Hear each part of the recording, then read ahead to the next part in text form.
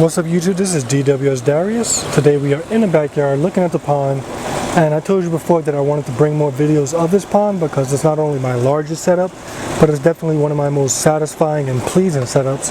So this week I want to give you guys a couple of videos about the pond. But first off, this video is just going to be a little update showing you guys what's been going on. So one of the most significant things about this pond season is the fact that I added more tropical fish than I normally would. Now usually every summer I would add maybe 1 or 2 tropical fish to the pond and see how they look in winter when it's time to bring them out. And usually the way they look when they come out is just amazing, full of color and full of size. So I decided to add 7 tropical fish to this pond, and I'm going to go and show you who I added and for what purpose. So first off, the first fish that you see, or the first 2 fish that you see that are tropical, right there is my 10 for you barb. This fish was in my 210-gallon American cichlid tank. He was with 2 others. Those 2 were killed, so I brought him out here because he was alone. And it's amazing how well he fit in with the koi. Right away he was eating with them and just swimming with them, and he was definitely this was just a great move for him. He definitely loves it, so maybe I'll bring him back in during winter. And for next, he probably going to be that fish that just spends every summer out here because I just see how he just loves being with these koi.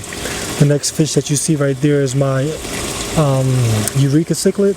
The reason why I added him was because he wasn't showing too much color. It was told to me that he was a male, and for a male he definitely wasn't showing as much color as he could have, so I decided to bring him out here so hopefully he increased his color. And that has happened before. I brung out African cichlids that really didn't show much color into the pond, and by the time I brung them out they showed just an amazing amount of color. The next fish that I have is another African cichlid. He's right there. I'm not sure if you can see him, but that's my electric blue Ali. And if you saw my last video, he took a real hard beating from some of my younger cichlids.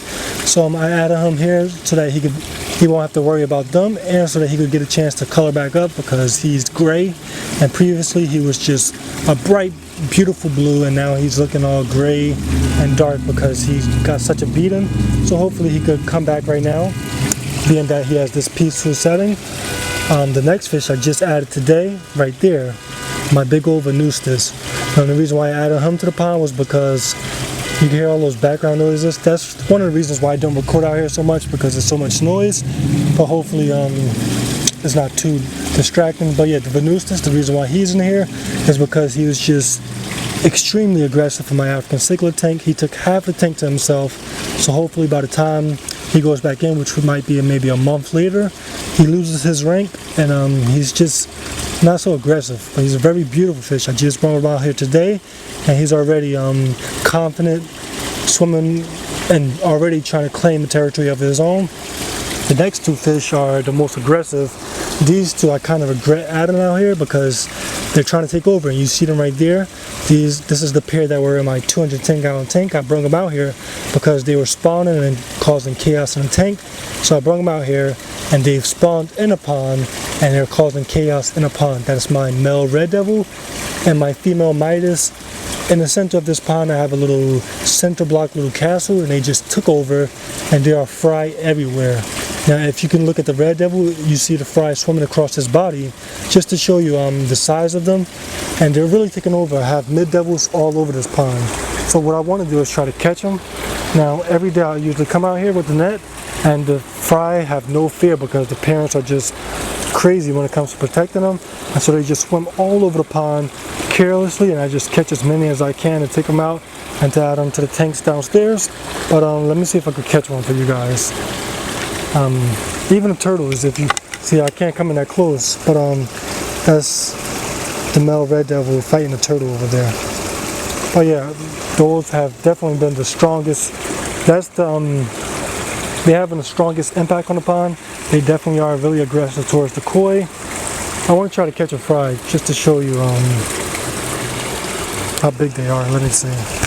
They spend a lot of time next to the parents, and it's all about being fast. So doing this with one hand is a little difficult, but hopefully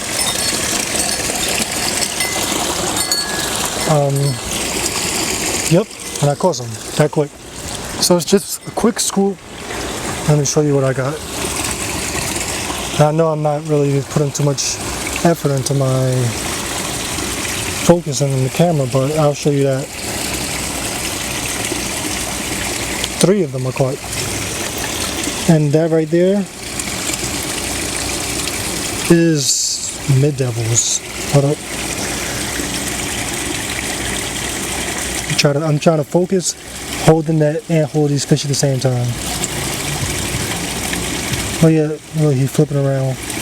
These right here are Middevils, and it's hundreds of them all in this pond. Every day I come in and I try to take them out. So these right here are going to be added to I'm going to let them sit in the water while I talk inside the net. But these right here are going to be added to my green terror tank, and I'm going to let them grow up together. But yeah, these Middevils are definitely taking over the pond, and that's the most significant thing about this pond this year. I added so many tropical fish, and they're trying to take over. Okay, so after the tropical fish, I have the main stars of the pond, the koi and the goldfish.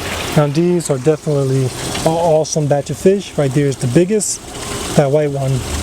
I'm not sure how good you can see it. I know right here from the screen, it looks like you're getting a terrible glare. Today is a really sunny day. The best time to really film the pond is in the evening when the sun is going down. But I decided right now while I have the time to get a video, so hopefully it's not too bad. But yeah, these koi are awesome. These fish are in this pond when it's, oh look at the turtle over there fighting the red devil again. But yeah, these koi are in the pond when it's 100 degrees hot, and at the same time when it's below 0 degrees.